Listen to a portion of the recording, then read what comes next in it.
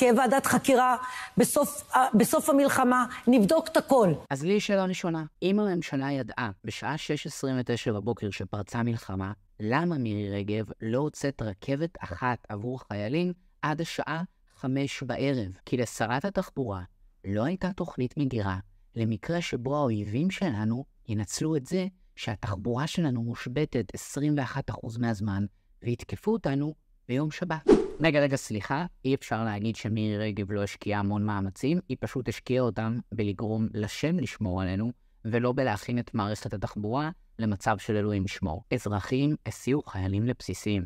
אמהות לקחו רכבים פרטיים והסיעו את הבנים והבנות שלהם לשטחי קרב. חיילים התייבשו שעות בתחנות רכבת, וצריך להגיד את האמת, הם פשוט לא הגיעו בזמן לאזורי הקרבות. עכשיו, אני גזרתי על עצמי לא לדבר על מה שקרה לפני המלחמה, ולהשאיר את הפוליטיקה בצד. באמת מירי? אלק השארת את הפוליטיקה בצד. מאז פרוץ המלחמה, מעל הראש שלך, נפתחה חלק מהתחבורה הציבורית בגלל פיקוח נפש, וכבר מהשנייה הראשונה לא אהבת את הדבר הזה. ישראל אשכרה התחברה. אבל מירי רגב ראתה בכל מאות האלפים של האזרחים שמצליחים להגיע למחוז חפצם כאיום פוליטי על הקשר שלה עם החרדים. אז בשלב הראשון היא הוציאה הודעה לכל הנהגים שלא יעלו לרכבות או לאוטובוסים אזרחים שרוצים להגיע למקום למקום, ויתנו רק לכוחות הביטחון לעלות על האוטובוסים והרכבות.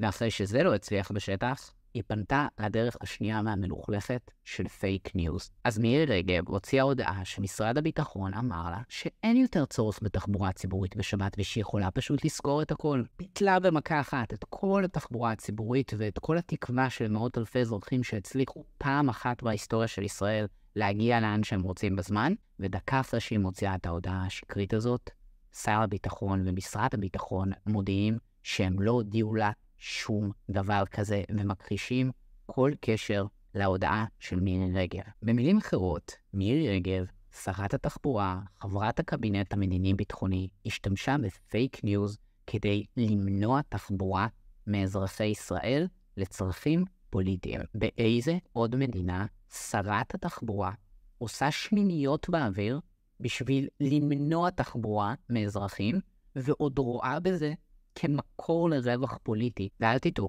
אנחנו הגענו למצב הזה כי הרבה שרים כמו מירי רגב תיעדפו את טובת האלוהים על פני טובת האזרחים, את טובת הקואליציה על פני טובת המדינה, את טובת הדת על פני טובת ההיגיון.